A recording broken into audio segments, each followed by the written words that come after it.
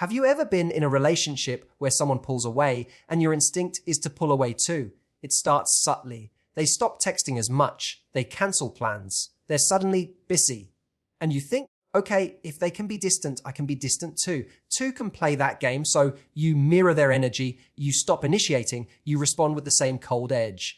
And guess what? Avoidants notice, but not the way you might think. You see, someone with avoidant tendencies is wired to protect their independence. When you chase, they retreat. But when you match their distance, it doesn't necessarily draw them closer. It often confirms what they feared all along. That intimacy is dangerous. That people will always leave. That closeness means losing control. When you mirror their detachment, they may not suddenly wake up and chase you. Instead, they may shut down even more, or tell themselves they were right not to trust in the first place. But here's the truth: mirroring someone's emotional unavailability doesn't make them more available. It just creates more space between you. If you're using detachment as a strategy, you're not being authentic, and that's where you lose yourself. You stop showing up as you and instead start playing a role in their emotional drama. Here's what works better. Be real about what you feel. If you want connection, say it. If you notice distance, bring it up with kindness, not accusation. Not for them, but for you. Because how you show up teaches people how to treat you. So next time you feel tempted to mirror someone's emotional unavailability, ask yourself, am I doing this because it's who I am, or because I'm afraid to be hurt? You can't force closeness from someone who's scared of it, but you can choose to be honest, self-respecting, and clear about what you want. That's not weakness, that's power. When someone with avoidant attachment starts to distance themselves in a relationship, it often creates confusion and anxiety in the other person. That anxiety usually leads to one of two reactions: chasing after them or mirroring their behavior. Many people choose the second route because it feels more dignified. They think, if they're going to act cold, I'll just act the same way. I won't give more than I'm getting. On the surface, it seems like a smart move. You're protecting your pride, maintaining balance, and refusing to overextend for someone who isn't showing up. But with avoidance, mirroring their detachment rarely brings the result you're hoping for. Avoidantly attached people are highly sensitive to anything that threatens their autonomy. Emotional closeness can feel overwhelming or even unsafe to them. When things start to feel too intimate or demanding, their reflex is to create space. That might look like withdrawing, being vague about feelings, not initiating conversations, or pulling away after moments of connection. The moment you begin to reflect that same level of distance, thinking it will get their attention or make them realize what they're losing, they often interpret it very differently. To them, it doesn't register as, oh no, I need to step up. Instead, it reinforces their core fear that closeness leads to pain or rejection, and that people eventually stop caring. Rather than being drawn closer by your mirrored detachment, avoidants may actually feel relieved. Not because they're emotionally free, but because they no longer feel pressure to engage in intimacy that makes them uncomfortable. It's like a silent agreement that says, we're both pretending not to care, so now I can relax. The problem is, while you might be doing it strategically to provoke a reaction, they are likely taking it at face value. They assume you're emotionally checking out too, which only confirms their belief that they shouldn't get too close in the first place. This isn't because they don't care. In many cases, avoidance of deep feelings they struggle to access or express. But when you match their distance, you're speaking in a language they've been fluent in their whole lives. One that tells them, once again, that vulnerability leads to disconnection. So rather than pushing them to come forward, it pushes them deeper into their shell. It's important to understand that avoidants operate from a place of internal protection, not malice. When you pull back to mirror them, it might feel like you're just trying to protect yourself too, and that's valid. But the impact is different on someone with an avoidant lens. They often experience your detachment not as a boundary or a signal for change, but as confirmation that relationships inevitably lead to emotional withdrawal and abandonment. And here's where it gets more complex. Some avoidants may even feel a strange sense of emotional validation from your detachment. It confirms their inner narrative that getting close is dangerous, so staying distant feels justified. They may think, I knew I couldn't trust this. I was right to hold back. Rather than making them reflect on their own behavior or question their part in the disconnection, They become more convinced that detachment is the safest place to be. In that mindset, they're even less likely to open up or reach for you emotionally. In a way, your attempt to make them feel the distance only leads to both of you reinforcing the same cycle. No one is stepping forward. No one is being real. It's just two people slowly drifting apart, each waiting for the other to do something they themselves are afraid to do. What's really happening is a breakdown in emotional safety, and that safety is already fragile in someone with avoidant tendencies. Matching their detachment doesn't repair that, it dissolves it completely. People often hope that mirroring detachment will be a wake-up call, that it will trigger fear of loss and prompt the avoidant partner to change course. But for someone who already fears the emotional vulnerability of connection, it's not a wake-up call. It's a green light to detach further. If anything, it makes them feel justified in their belief that it's better not to get too close in the first place.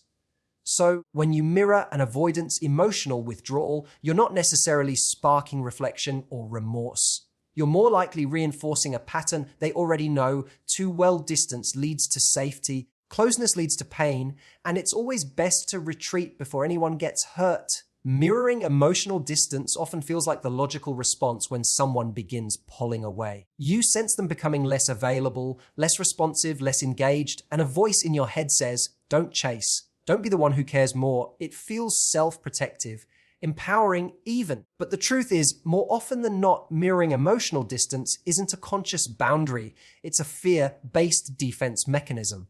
Instead of showing up as your authentic self, you're adjusting your behavior to manage someone else's emotional inconsistency. It becomes less about what you want and more about what you're afraid of. People with avoidant attachment styles tend to create distance when emotions run high or when things begin to feel too close. They retreat not because they don't care, but because intimacy makes them feel vulnerable in a way that triggers discomfort. When someone like that pulls away, it can feel deeply confusing for the other person, especially if you're more anxiously attached or simply value connection. Your natural instinct might be to re-engage, to close the gap, to ask questions or seek clarity. But when that doesn't work, or when you're afraid of seeming needy, you might shift into detachment instead. You try to match their energy. You become less expressive. You hide your needs. You act like you don't care as much as you actually do. This mirroring might look like self-control, but underneath it often lies anxiety. You're not calm. You're cautious. You're not grounded.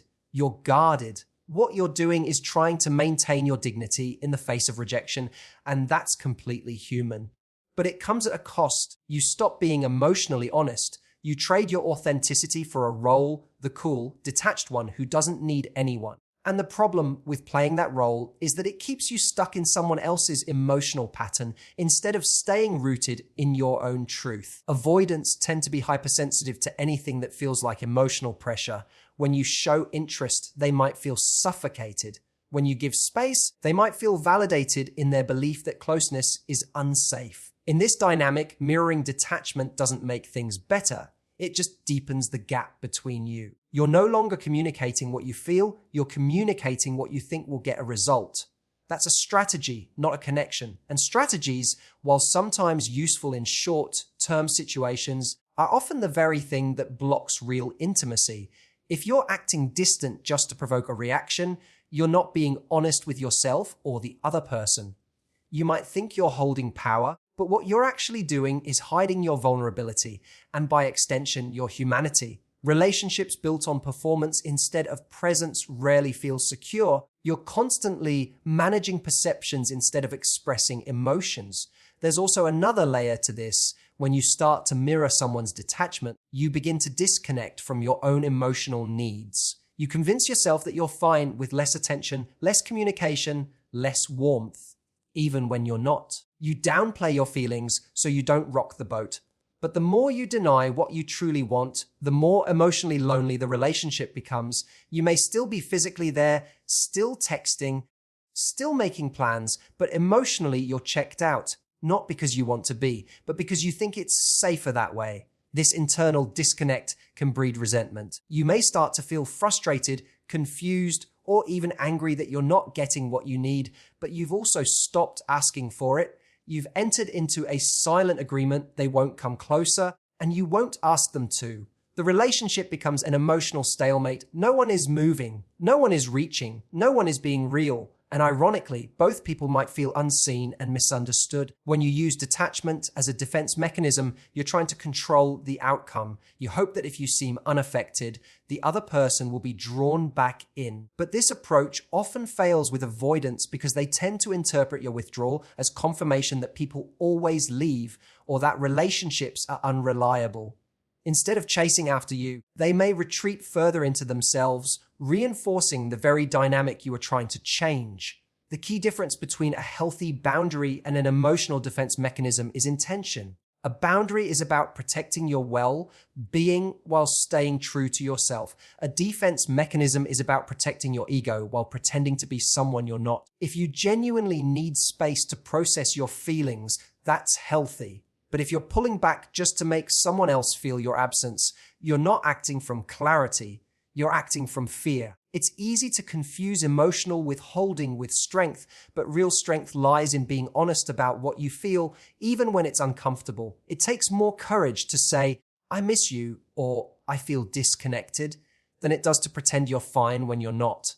Vulnerability is risky, but it's also where real connection happens. If you're always trying to stay one step ahead emotionally, you'll never feel fully seen because you're not letting anyone see the real you. In relationships, especially with emotionally unavailable partners, it's tempting to match coldness with coldness, but doing so rarely leads to warmth.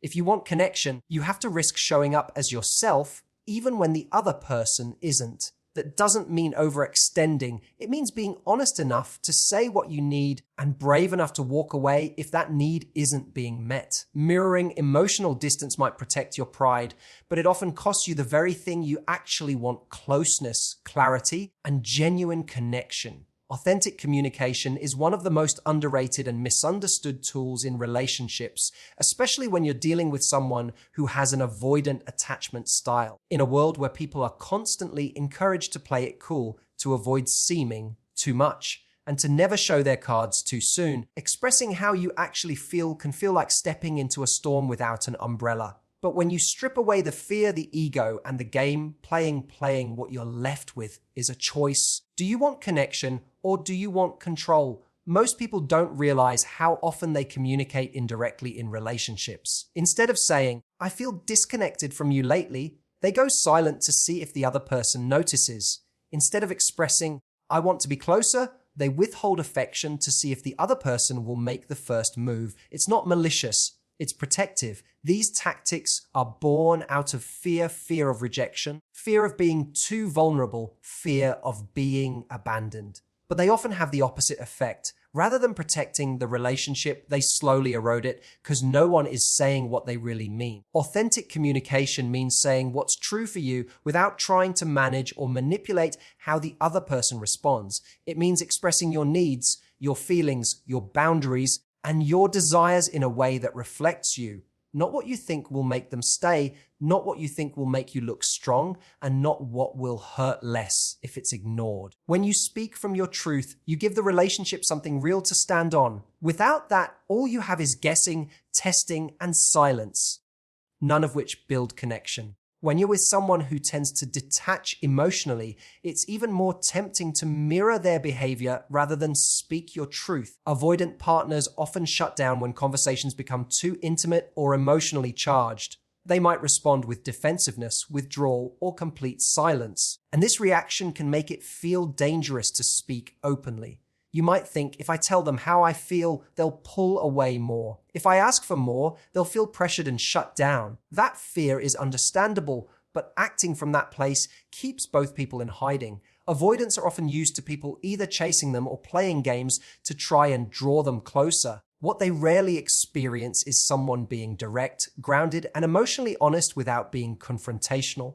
That kind of authenticity is disarming, not threatening. It creates a moment of clarity, a chance for both people to really see each other without the noise of assumptions and strategies. And while it won't magically change someone's attachment style, it does create a different kind of interaction, one that isn't based on fear or avoidance, but on truth.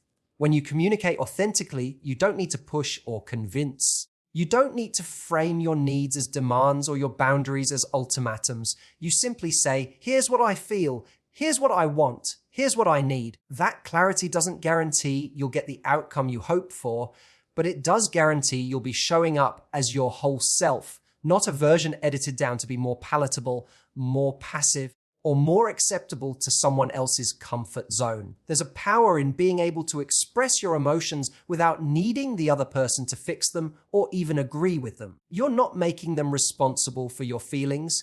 You're just letting yourself be seen. That's what makes authenticity different from emotional dumping or reactivity. It's not about unloading or blaming, it's about revealing. And people can only form real, meaningful connections when they're willing to be revealed. In many relationships, the fear of being vulnerable becomes a silent third party. It sits in every conversation, every text left unread, every cold reply, and every unspoken need. When you avoid authentic communication, you're often trying to control the narrative. You want to seem less invested so you don't get hurt. You want to wait for them to speak first so you don't feel exposed. But real connection isn't born from control, it's born from risk. The risk of showing your heart even when it might not be met in the way you hope. If you're waiting for the other person to magically guess how you feel, to read between the lines of your silence, or to decode your emotional signals, you're putting your emotional fulfillment in someone else's hands. That's an exhausting place to live. Authentic communication puts the power back in your hands, not to force an outcome, but to honor your truth. When you can say, this is where I am, you stop abandoning yourself just to keep the peace. It's also worth noting that emotional honesty doesn't mean being dramatic, overly intense, or constantly talking about your feelings. It means being clear. It means not pretending you're okay when you're not. It means asking for what you need instead of hoping someone will guess. And when someone consistently can't or won't meet you there, that clarity helps you decide what to do next, not from a place of confusion, but from a place of self-respect. When you're honest, you cut through the emotional fog that often clouds relationships, especially those where one person is pulling away. Avoidants may not always respond with openness right away. They might get uncomfortable, deflect, or even go silent. But your job isn't to manage their comfort. Your job is to stay aligned with your own. And often, over time, honest and calm communication becomes a safe space, even for someone who's afraid of closeness. They begin to associate intimacy not with pressure, but with clarity. Not with chaos, but with calm. Even if they don't come closer, even if they still retreat, you'll know you've done the courageous thing. You'll know you haven't betrayed yourself to fit inside someone else's walls. And that knowledge, that integrity, is what keeps you grounded no matter what happens next.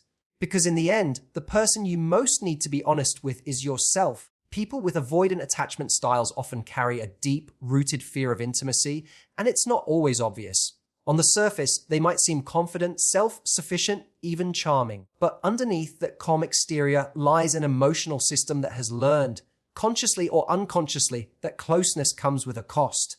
At some point in their life, vulnerability became linked with overwhelm, suffocation, or emotional pain. As a result, when intimacy begins to grow, so does their instinct to pull away. What's important to understand is that this withdrawal is not just about creating space, it's a defense mechanism built around the belief that closeness is inherently risky. So when you begin to mirror their detachment in the hope of getting a reaction, whether it's to spark longing, provoke guilt, or simply to preserve your own pride, it rarely plays out the way you want it to. In fact, your mirrored distance often confirms what the avoidant already believes. That emotional intimacy leads to disappointment or abandonment. It doesn't register as a challenge to step up, as it might with someone securely attached. Instead, it affirms their core fear. This is exactly why I don't get too close. People always drift away. Avoidants are hyper alert to signs that their independence might be compromised. They may interpret your expressions of affection or emotional needs as attempts to control them or make them responsible for your happiness. It's not because they don't want connection, it's because they associate emotional closeness with pressure. When they start to feel that pressure, even if it's just imagined, they retreat to create space to re-establish emotional control. If, in response, you match that energy by pulling away too, it reinforces their perception that the emotional world is unstable and unpredictable. They've often been through experiences, sometimes as far back as childhood, where expressing need or vulnerability didn't result in support. It resulted in rejection, neglect, or overwhelm. So they adapted. They learned to meet their own needs, to be emotionally self-contained, and to downplay their desires. Your silence or emotional withdrawal, especially when used strategically, can mirror the exact type of emotional inconsistency they've learned to expect.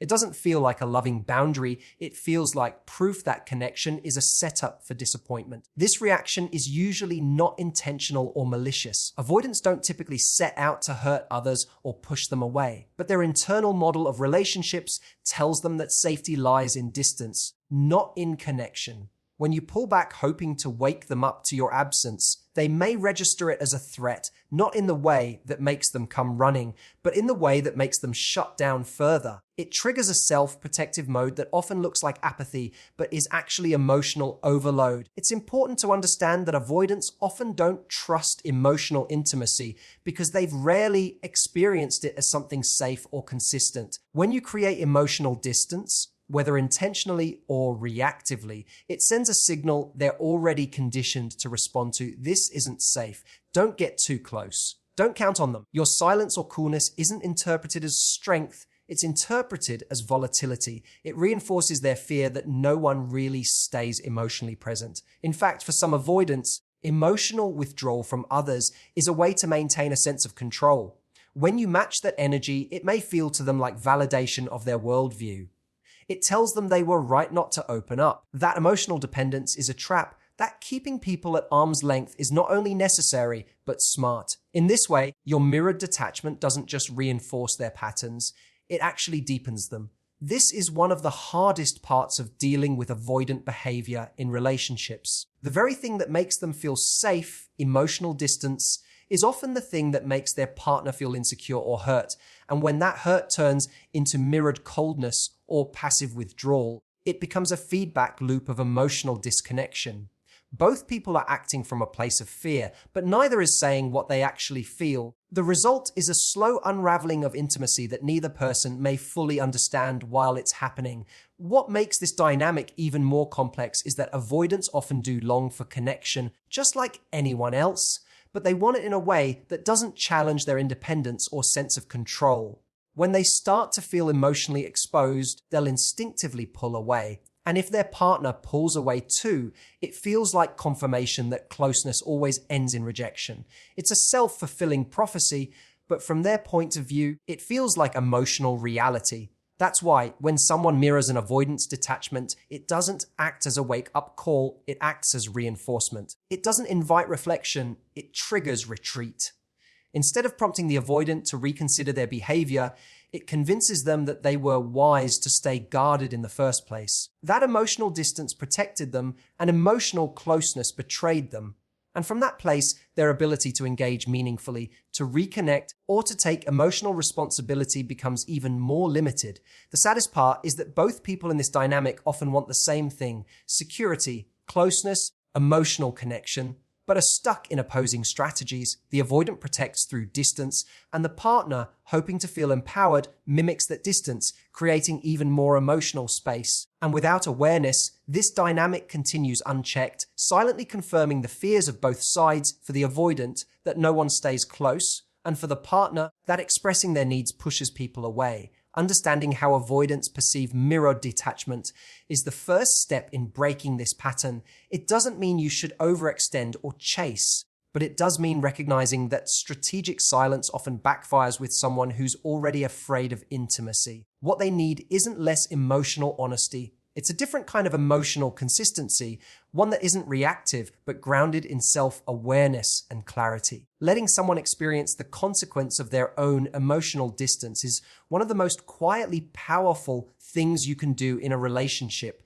It's not about punishing them, nor is it about playing games or giving ultimatums. It's about stepping back, not in retaliation, but in self-respect. When someone repeatedly creates distance, shuts down, or disengages emotionally, and you respond by chasing, explaining, or trying to win them back, you send the message that connection will always be there, no matter how absent they become. Over time, this trains them to believe they don't have to take emotional responsibility. Your presence becomes a guarantee rather than a privilege. What most people don't realize is that true intimacy can't be forced. If someone isn't willing to engage, listen, or grow with you, no amount of explaining or persuading will get them there. But what can have impact is the absence of your energy. When you stop showing up for someone who stops showing up for you, it creates space for self-reflection. Not out of manipulation, but because the relationship has shifted into reality. When you're no longer cushioning the consequences of their emotional withdrawal, they finally face the discomfort their distance creates. This discomfort can be a catalyst, sometimes the only thing that prompts real change. It might lead them to question their own patterns. They may begin to notice what it feels like to truly miss your presence, not just physically, but emotionally. That space you used to fill with reassurance, understanding, or effort is now empty. If they care, they'll feel it. If they don't, you've learned something important without having to lose your dignity in the process. Letting someone feel the loss of connection doesn't mean shutting them out coldly. It means letting go of the need to fix what they won't acknowledge. It's about no longer over-functioning in a dynamic where you've been emotionally outnumbered. You're not abandoning them. You're choosing not to abandon yourself. You're creating a boundary that says, I want closeness, but I won't beg for it. And in that boundary, you regain your clarity. You begin to see the relationship for what it really is, not for what you're hoping it could become if only you tried harder. Sometimes that space wakes them up. Sometimes it doesn't. But either way, you get your power back, not by controlling the outcome, but by standing in your truth. You stop performing for someone else's comfort and start showing up for your own emotional well-being. And from that place, whether they return or not, you've already chosen something better, your self-worth. When it comes to navigating relationships with emotionally avoidant individuals, the greatest challenge isn't just their distance, it's how we respond to it. It's tempting to mirror their detachment in the hope of protecting ourselves or provoking a reaction. But the truth is, when we step into that pattern, we often abandon our authenticity, our emotional clarity, and our needs. We trade honesty for strategy, and while that might give us a temporary sense of control, it comes at the cost of real connection. The most powerful thing you can do in this kind of dynamic isn't to play the same game, it's to rise above it. That doesn't mean overextending, chasing, or pouring yourself into someone who isn't willing to meet you. It means staying rooted in your truth. Express what you feel without apology, set boundaries without punishment. Step back, not out of fear, but out of respect for yourself and for what real love requires: reciprocity, presence, and emotional maturity. Letting someone feel the weight of their own detachment isn't cruelty, it's clarity. It gives them a chance to see what their emotional absence truly costs while giving you space to remember what you deserve. This isn't about forcing change, it's about making room for either growth or truth, and both are forms of progress. If someone wants to meet you, they will. Not because you played it cool, not because you mirrored their silence, but because you were brave enough to be real in a world that rewards indifference. Thank you for being here today. I hope these words have offered insight, comfort, or maybe just the reminder that your feelings are valid, your needs are not too much, and your truth is worth standing in, always. Take care of your heart, honor your boundaries, and never shrink yourself to fit into someone else's fear of intimacy. Thank you again, and take good care of you.